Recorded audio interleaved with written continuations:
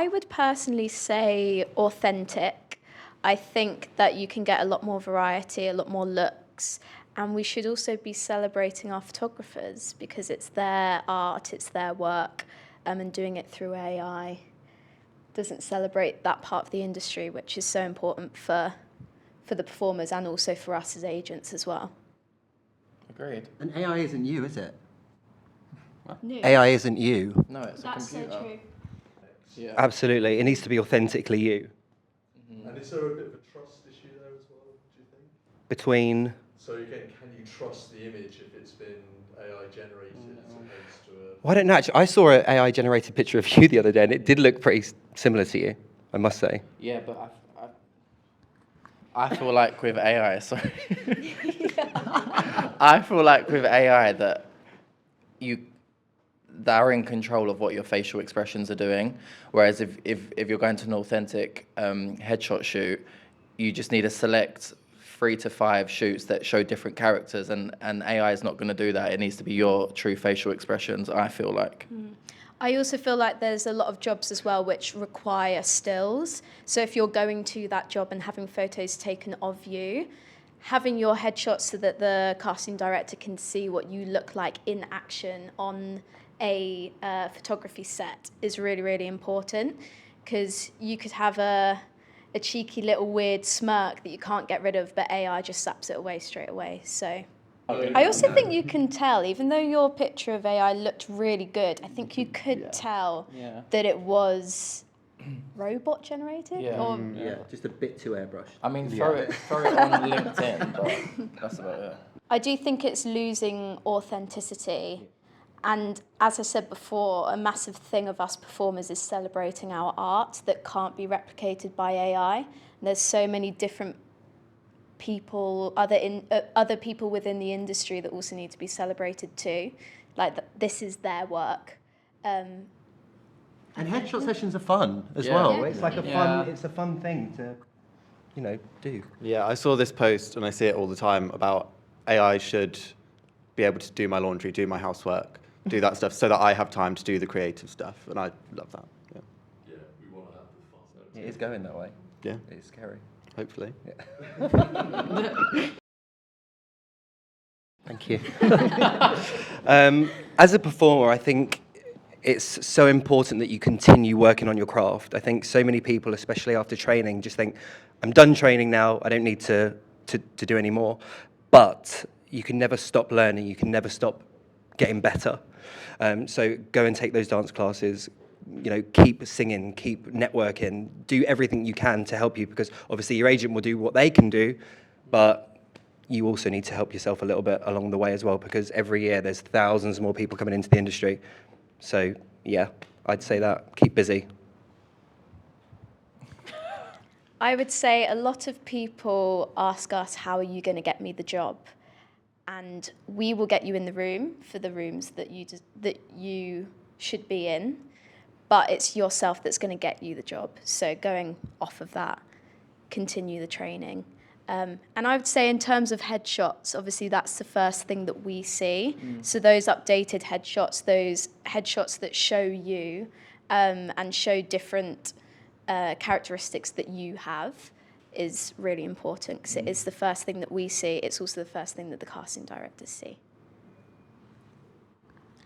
Yeah, I think it's very important to have a good set of promo, whether that is headshots, that's the first thing we see, down to show reel, vocal reel.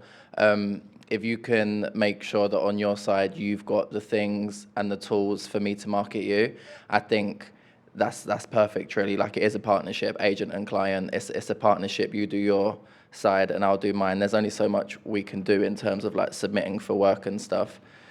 So yeah, what have you got to say? I also think you just have to be honest with yourself. Hello, hi, I'm here.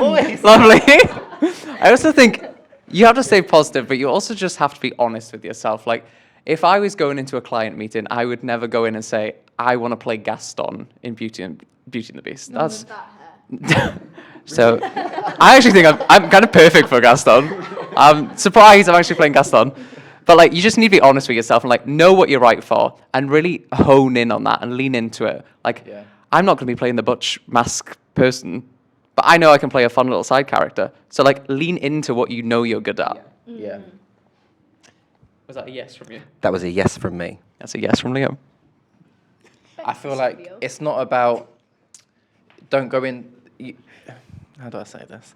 You can go into the industry and you can be a performer that wants to be put forward for everything, and that is absolutely fine. But I think if you, exactly what you said, lean into what you're good at, sit down with yourself, get a paper and pen, figure out your branding, what jobs you suit, what you need to do to get there. I'm really into commercials, so obviously that's going to reflect in your headshots and perhaps your show reel and your content. Marketing yourself and branding is very important because you can waste lots of your time, and it's a short-lived career, it can be, going and trying to do something that just isn't you and isn't for you, and you're just not going to work. Or you can really hone in. You can really hone in on what you're meant to be doing, what suits you, and you can work consistently. So I think, yeah, you got to lean into your strengths. Know your lane. Know your lane. Definitely. And another thing I would also say is it can be a short-lived career, but also be the smart performer that is looking at the long term. Yeah. How can you remain creative in the industry? Because that's why we all started in the first place, is because we love being creative. And even though at the age of 60 I might not be able to fan kick anymore, I can still keep myself in the industry through doing other things. Yeah. And I think that is also the thing that's going to keep you going throughout the industry, because there is a lot of times when you're not working on a contract, and that is okay. I feel like you learn a lot about yourself when you're not fully employed. But it's remembering that you love it and thinking of ways to continue your art even if you're not on a full-time contract for it. Yeah. Nice.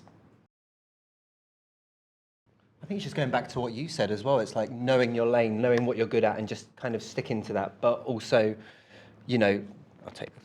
But say you're a really strong jazz dancer, you know, go to classes at that, but then also go to contemporary classes. Maybe go and take a ballet class, go and take a technique class, go and better yourselves in other areas, just so in case a dance call does come in for a commercial, you know, you can go in. You might not be the best in the room, but you're still going to have some knowledge of that. Yeah. But yeah, I'd definitely say stick in your lane. Like if you know that you're a strong jazz dancer, stick to that, but also do other things as well. Yeah. And I feel like the internet is accessible to majority everyone. It's just a click away on the phone. If you graduate and you know that you're a strong dancer with good enough vocals to get you through the ensemble, and let's say you want to be in Moulin Rouge, you can just go on the Moulin Rouge website. You can see who's in the cast right now, what their headshots look like, how they are portraying themselves. If that's the job you want, you find out who the choreographer is, you pop into that class, you get seen. If there is something you want to do, chances are someone's already done that. So you just need to find who's doing what you want to do and see how they have established themselves within that market. I think that's the best way, really. Yeah. I also think that your headshots are step one of the process. So I think it's really important to have that main headshot that can be used for near enough everything. But when it comes to submissions, whether you're submitting yourself through Spotlight or whether your agent is submitting you for the job, we get an option of which headshot we're going to do. So one to choose, sorry. So if you were down for a panto, we'd probably choose a smiley pick, compared to a really serious straight acting role is going to be a completely different headshot. So it is going into that headshot session with a bunch of different options, bunch of different looks, knowing what work you want to go into and saying to your photographer, I need an MT headshot, I need an actor headshot, I need something to make me look a little bit younger because I feel like I would be playing smaller, like childlike roles. They come up quite a lot. So I would say just having that versatility between all of your photos. I also will say, be nice to everyone. You don't know who is in the room with you. Even if it's just an audition, you will audition with the same people. You will go to an audition in a year's time, and someone will be sat on the panel that you auditioned with a year ago, or someone that you worked with is now auditioning you for a job. be nice to everyone. Yeah. The industry is so small, everyone knows everyone. You don't want to be the person that people are talking about going, oh, she was so rude to me when I said that I didn't have a spare Laduca to give her. Like, be nice to everyone, because word spreads very quickly. And that should be part of a performer's brand. It isn't just your promo material. It isn't just the skills you've got. It is your vibe, your how you handle yourself in a room, how you talk to people. 9 times out of 10, you can be on a panel in an audition, and the dancer's great, but you know immediately it's not necessarily someone you want to work with. And that, unfortunately, that's just how it is. We all want to enjoy our jobs. We all want to put ourselves around people that are the same. So yeah, it's a lot more than just how you put yourself out there on Spotlight or whatever casting platform.